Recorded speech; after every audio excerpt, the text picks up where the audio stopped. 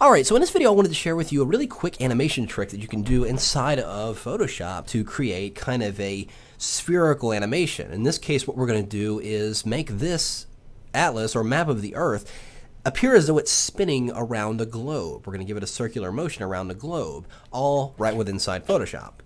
And it has to do with kind of making an image travel through a filter. And that'll make sense here in just a minute. So here I have an image. It's a long kind of a widescreen of the entire planet Earth. It's basically taken and rolled out flat into a two-dimensional image. And what we're going to do is basically wrap it around a spherical object. Now, we're not going to literally wrap it around a 3D object or anything like that. We're going to kind of trick Photoshop into doing this for us. So here's what we're going to do. I'm going to go into the file and create a new document. And I'm going to create a perfectly square document. I'm going to do a 5 by 5 inch at 100 dpi or ppi or whichever. So we have a perfectly square document. So now what I'm going to do is go ahead and create a new blank layer, and I'm going to go ahead and convert this blank layer into a smart object. So we'll hold down my control or right click directly on the layer, and we'll get this menu and we'll choose convert to smart object. So now I'm going to double click the smart object icon and open up that smart object file. As you can see, it's tagged with the PSB. So there's our original file, and now we are inside the smart object. So now, within this smart object, I'm going to drag and drop this map image right into there. So if I option command and then minus key down, I can zoom the window out. I'm going to press command or control T to bring up the retransform so we can see that this image is considerably larger than our 5 by 5 image. So I'm going to scale it down. I'm going to hold down the shift and the option key. This would be shift alt on a PC, and scale it proportionately towards the center there, just till those top edges are right along top there, so we can get those lined up right along top and bottom. Doesn't have to be precise, but close enough. And then I'll press enter. So now let's zoom back in this window and let's just expand this window out. Now what I need to do is bring up my animation panel. And here we have this. What I'm going to do is if I move this back and forth, you can see it's still going beyond our edges on the sides, which is fine. What I'm going to do is drag this over until it snaps to this edge right here. Boom, just like that. I'm going to go over here into the animation panel, twirl down the layer 2, which is the map image, as you can see right here in the layers panel. Make sure that your playhead is at the very beginning of the timeline, and then we're going to go right here next to the position icon and then click on that stopwatch to place a keyframe. Then I'm going to take the playhead and move it all the way to the end of my timeline. And right now this is set for 10 seconds long by default. But if you wanted to change the duration, you can simply go into the flyout menu here and go to Document Settings, and here's where you can change the duration of your clip. But I'm going to go ahead and leave it at 10 seconds now. With my playhead at the very end there, I'm going to take this image and just move it across the document to the other side until the other side snaps to the side right here. And after doing that, you can notice it has dropped a keyframe at the very end of my timeline. So if I go back to the beginning here, you can see it scrubs back and forth and moves back and forth in my window.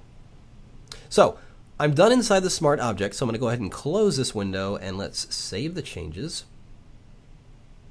And it will bring us back to our original document right inside here.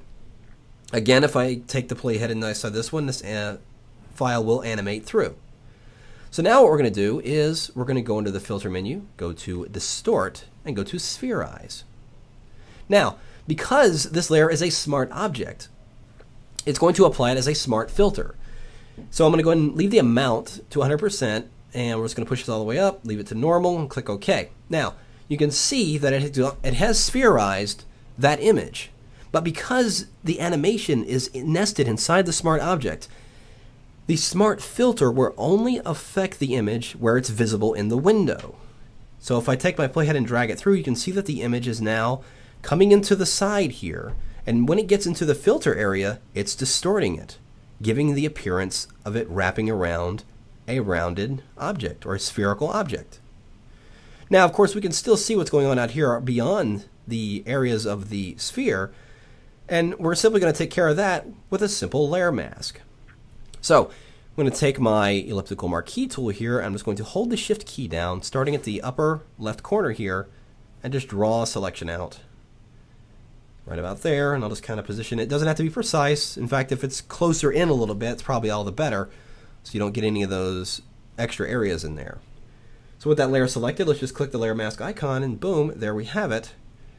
The Earth spinning right there on the background. So what I want to do now is maybe drop this onto a space background. So here I have Starfield background that I'm going to drop this in. But here's the thing. This filter is applied to this particular layer as a smart filter. Now if I drag and drop this in there, it's going to change the way it affects this layer if I drag it and drop it into a document of a different size. So here's what I need to do. I need to nest this entire layer inside of its own smart object so it doesn't get affected. So that's simply a matter of just right-clicking or control-clicking on it and then going to convert to smart object. So now it's basically taking all the effects that are applied to that smart object and containing them within another smart object, which gives us the freedom to do anything we want with this smart object. So I'm just going to take my move tool here, drag and drop it into my space background, and maybe I want to scale it down a little bit, perhaps even rotate it. And if I bring up my animation, you can see that the Earth is spinning in space. And we did it all right there inside Photoshop.